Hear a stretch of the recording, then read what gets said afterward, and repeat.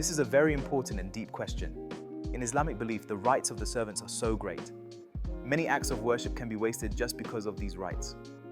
Is it possible for an oppressed person to forgive or wish for eternal hell for the oppressor?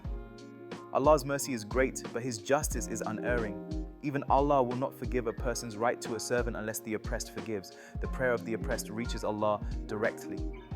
If a wronged person prays for eternal punishment for the oppressor, it's heavy, but they're right. Eternal hell is reserved for those who die without believing. A cruel believer may face temporary hell, but some scholars say otherwise. If oppression is deep, continuous, and without remorse, eternal punishment may be justified. Allah's mercy surpasses His wrath, but the victim's sincere prayer may affect destiny. In the hereafter, every oppressed person will demand their rights from the oppressor. If the right hasn't been paid and the victim hasn't forgiven, the oppressor may fall into hell. As a result, I want to say 90%.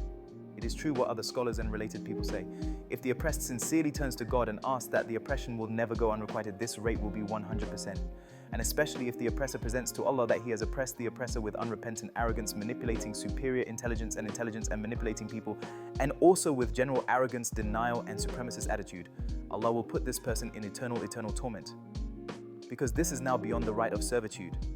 If the crime of ignoring the existence of the servant and violating human dignity and rights is taken by manipulating the state and organization, the severity of the punishment may be even more severe than the severity of the punishment of Christians and Jews.